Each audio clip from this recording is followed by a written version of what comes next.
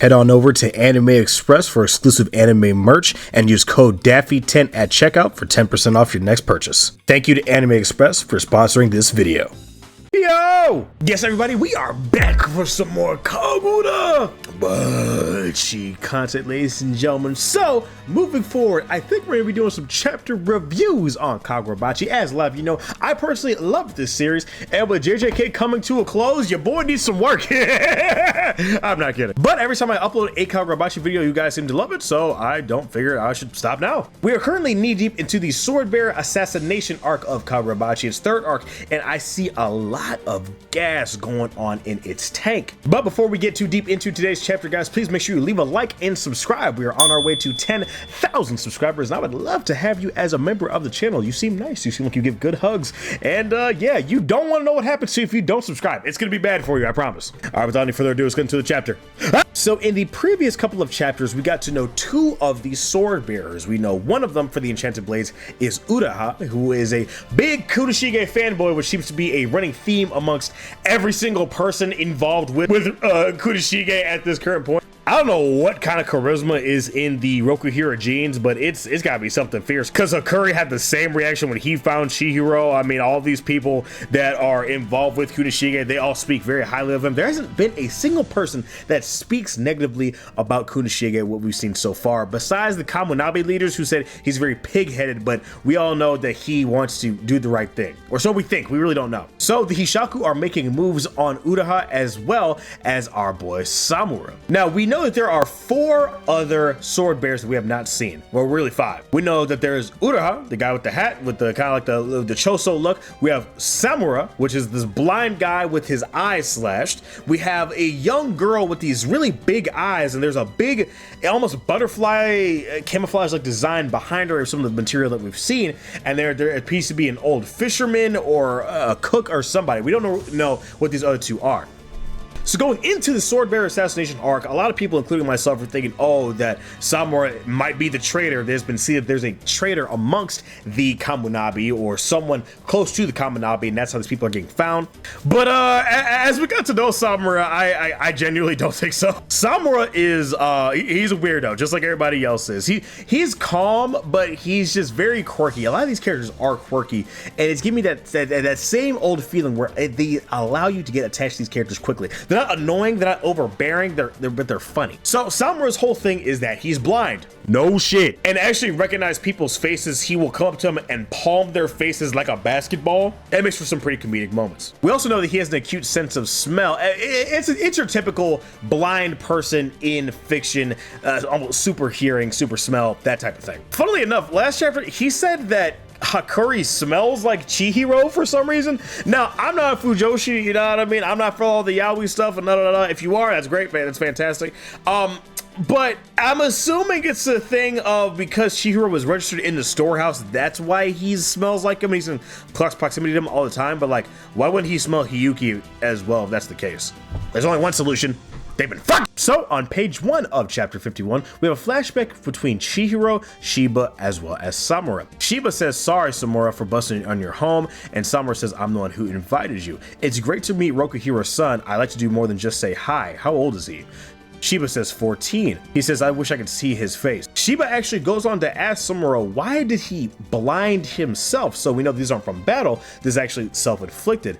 And Samura says that it's because of his beliefs. Worldly passions like anger and desire lead humans to hell. They dull our judgment and our blade. In order to rid myself of those, I blinded myself. So this man nerfed himself because of his religious belief. Now we know that he is seen in this temple here, so there's obviously gonna be some Buddhist imagery there. But do you realize how much of a fucking problem you have to be to willingly blind yourself, remove your biggest sense besides hearing, just for your religious belief? That's I mean, we can see at the end of this chapter, this dude ain't no joke, man. He's him. That's what the thumbnail's gonna be. That he's him. Not a whole lot to say about that. Shiba actually makes fun of Samura. He says, isn't smoking a worldly passion? And Samura says, I don't light it, it's just a diversion, but obviously you want to light it bad, that's why I put it in your mouth anyway. And apparently after blinding himself, he tried to read some like porno magazine and he couldn't. So yeah, obviously he's trying to be devout, but he's like a lot of religious people. He can't stick to it 100% of the way. We get some funny bickering back and forth between Shiba. I like seeing Shiba, man. I hope he shows up later on in this arc. I hope Hiyuki shows up later on in this arc as well. I'm assuming that Hiyuki might be off to guard some of these other sword bearers, is what I'm assuming at least. And we have a small flashback within this flashback of Kunishige saying that SAMURA's got the fastest sword work I've ever known. It's worth seeing. Now, yeah, he ain't lying, bro. He ain't lying. Listen, this dude SAMURA gives Samurai Jack a run for his money. This dude is nasty. I love it. So we have these Hishaku goons attempting to jump the monks of the temple. These guys are powered with this temporary Datensky, and actually the monks are putting up a decent fight. One of the monks actually manages to attract what it looks like be the tiles on this guy's leg. And this monk comes in from the top rope with this big ass bell ready to just ding! Ring this man into the new year, bro. Oh my God, dude, bro, how much would that hurt? Holy shit. Bro, yo man should have had one of these at Demon Slayer, you know what I mean? Never mess with monks in anime, bro. How do y'all not know this? Come on, bruh. So as the monks are trying to hold the line against these Hishaku goons, they understand that actually there's just way too many of them. They're starting to bleed into the temple. So as their assault on the temple starts, SAMURA actually pops up, and one of the monks begins to beg him, "Hey, Mr. SAMURA, what are you doing here? You can't be here. You're valuable. Get out of here." SAMURA responds. He says, "I can't let all of you just sacrifice your lives for mine." We transfer over to Hakuri, and Hakuri actually asks Uraha. He says, "Uraha, Chihiro told me Mr. SAMURA was blind, but it seemed like he could see, though he did mistake me for Chihiro earlier." And then actually we have this Kamunabi girl says that no, he can only use smell to detect old friends, who since he knows, he can't pinpoint where the enemy is. This Kamunabi guy jumps in. He says, "This is bad. There's more than double the forces that attacked Kogoku." They ask, "Where's Mr. SAMURA?" This girl responds. She says he joined the fighting.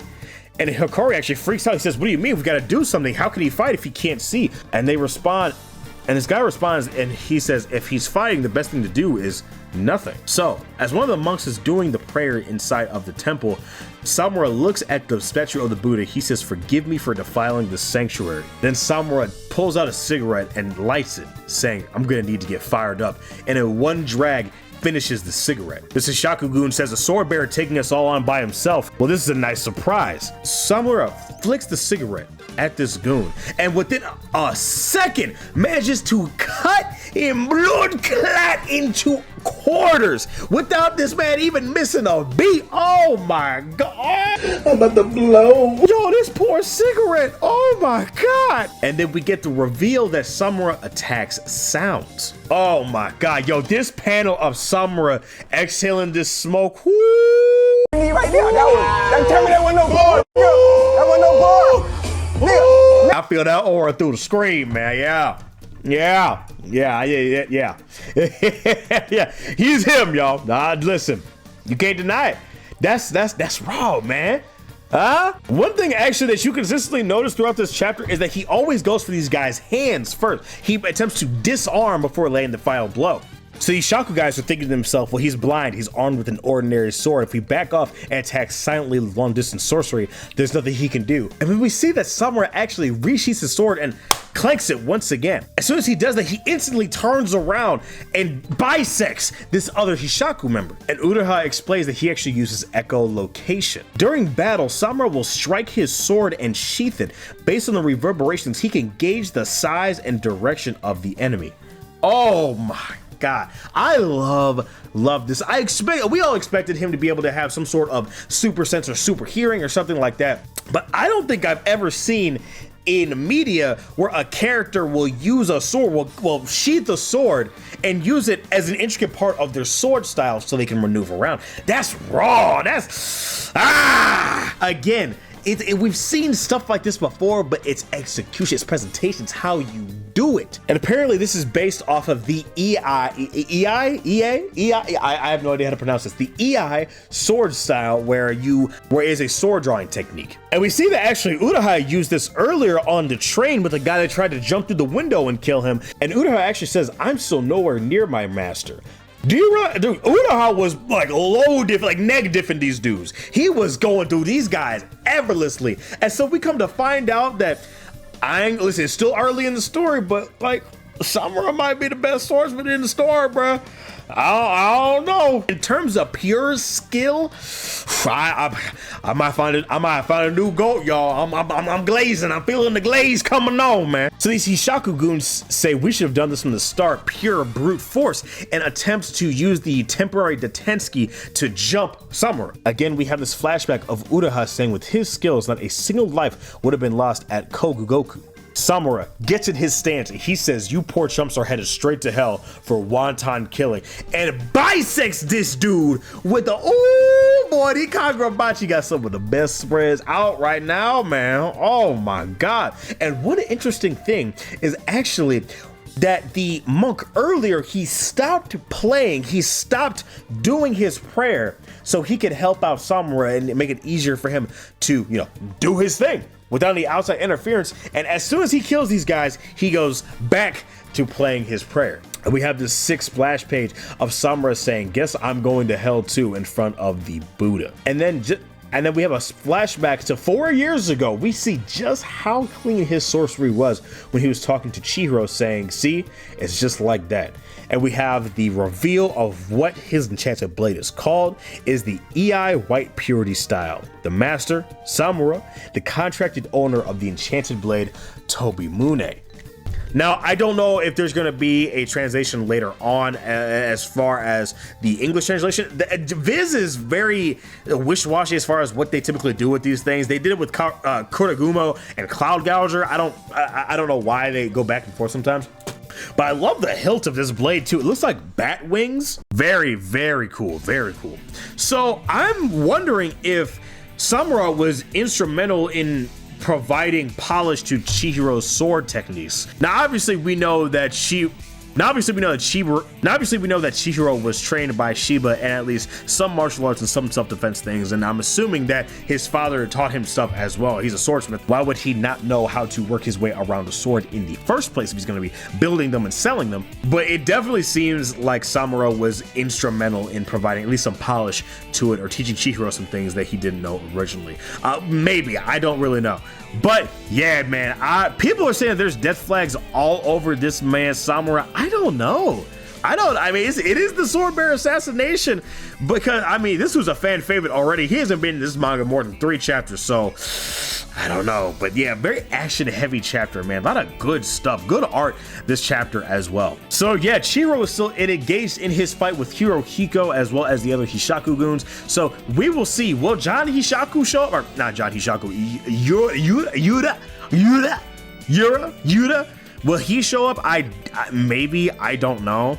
I mean, SAMURA just annihilated these guys that tried to load themselves up with Detensky. So, I mean, will it really matter if someone else shows up? I don't know. The Hishaku got to have some pressure. I mean, their lieutenant's got to be crazy. But I don't know, man. We will see. But yeah, absolutely cool chapter. Loving SAMURA already, man. So yeah, let me know down in the comments below what you guys think of SAMURA. Do you guys think he's cool? Do you guys think he's a traitor? Let me know down in the comments below. I'm curious to see what you think. And we got Speedboy Daffy. Thank you guys so much for joining me on this video. Please make sure you leave a like and subscribe, and I will see you in the next chapter. Y'all make sure you take care of yourselves, guys, and have a good one. Peace.